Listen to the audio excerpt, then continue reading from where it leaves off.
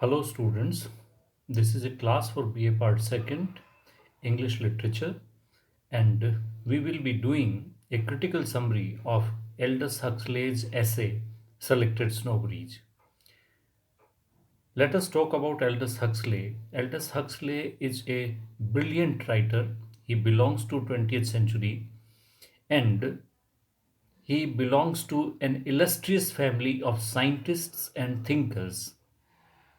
He was very well educated and he is a widely traveled person. That is why his essays are very deep rooted and have a cosmic, uh, you can say a cosmopolitan approach. He was a strong rationalist and he made direct attacks on whatever was irrational or absurd.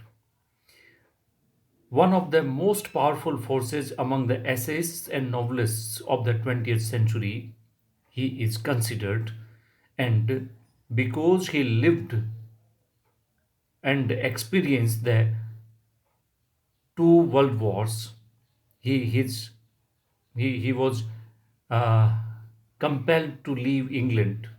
Finally, he settled in California and he devoted himself to the pursuit of what he called perennial philosophy. Means ultimately he devoted himself to philosophical thinking, philosophical pursuits. Aldous Huxley's prose style mirrors his tremendous mental capacity. He is fond of paradoxes. You will find a lot of paradoxes in his essays, and this shows his alert and dynamic perception of things which generally escape from the ordinary mind. This particular essay, Selected Snow Breeze, is taken from his essay collection Music at Night. If we go to the meaning of snow breeze, snow breeze is made of snow. What is a snob? Snob literally means a vulgar person, and if we take it in a social context, it generally means a person whose conduct or opinion is influenced by the considerations of social position or wealth. Means when a person feels himself superior because of his social status or position, uh, so this false feeling of superiority is actually snobbery. In this particular essay, Aldous Huxley mentions many kinds of snobs and snobberies, like modernity snobbery, art snobbery, disease snobbery, booze snobbery, and culture snobbery, snobbery of family, snobbery of even ignorance and stupidity. uh, Snobbery of one type or another is found in almost every person. He says, all men are snobs about something or another. Men can feel snobbish about anything. There can, of course, be exceptions in this. For example, there can hardly be a leprosy snob. These are certain disfiguring and mortal diseases about which there has probably never been any snobbery.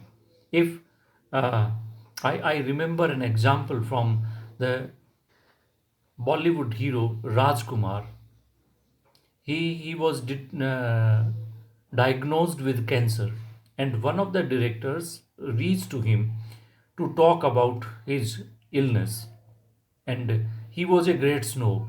So he said, what do you think? Would I take any cold or flu? I'm Rajkumar, and I can have the apex disease only, that is cancer. So people are disease snobs also. There are many people who have feelings of snobbery about diseases. You see, this is especially so about diseases of the rich in particular. There are some people who think it would be romantic to fade away in the flower of youth, like Keats. Disease snobbery is only one of many kinds of snobberies, you can say. Then he talks about modernity snobbery. He says this modernity snobbery is quite old. Modern, old. See the paradox. At times, in every time, people are modernity snobs, but it has assumed extraordinary importance in modern times. Huxley regards that the reasons for this extraordinary importance of modernity snobbery are economic.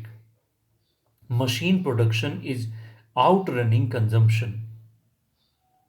The industrialists know that they can prosper only when the consumers change the things they buy very soon.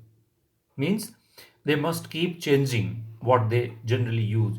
Therefore, the producers always aim at producing most perishable things.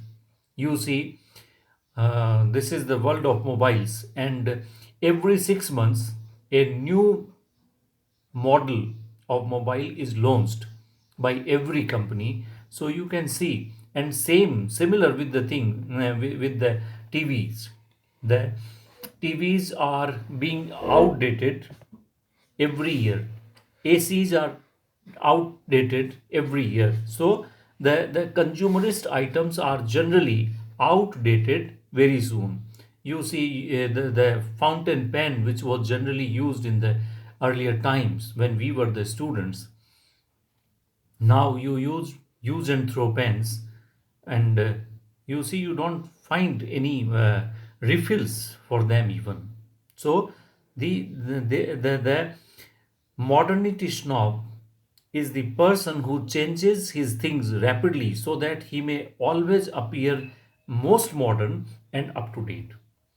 The modernity snob is the best friend of the industrialist, you see. Since producers prosper on the people's desire to change things rapidly, it is in the interest of the producers to encourage modernity snobbery. The producers do so by means of advertisements. The newspapers help the producers by being the best media of advertisements. You see, if you read newspapers, you will find that the first page of the newspaper is generally an advertisement of a mobile or some coaching institute or whatever. You see, so you should have an eye for this. Another kind of important snobbery is art snobbery. Most of the people are art snobs. There are two varieties of art snobbery, the Platonic and the unplatonic, the author says. Platonic art snobs merely take an interest in the art. Unplatonic art snobs go further and they actually buy the products of art. Platonic art snobbery is considered a hybrid by the author. It is at the same time a subspecies of culture snobbery and of possession snobbery. A collection of works of art is a collection of culture symbols. Culture symbols still carry social prestige. It is also a collection of wealth symbols, for an art collection can represent money most effectively. Most art snobs collect only the works of dead people.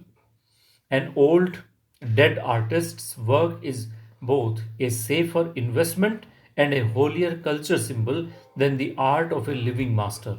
You see, the painting of Leonardo da Vinci, Picasso, etc., are more valuable than the living legends. And they cost crores of rupees when you go to buy. Some art snobs are also modernity snobs. It is not that snobbery is something bad and harmful. In fact, it has a great social value. The value of snobbery in general, so far as humanity is concerned, rests in creating and promoting activity. Every snobbery demands of its devotees unending efforts. For example, the modernity snob can never rest from trying to be up to date. If we regard activity as being in itself good, then we must count all snobberies as good. We regard some activities as good, others as bad. But all snobberies make us active. So, our approval will be given only to such snobberies that excite what we regard as the better activities. And in this manner, the author presents many kinds of snobberies. If you have any queries or any difficulty in the understanding of the essay, you can write your queries to me on my WhatsApp number. Thank you very much.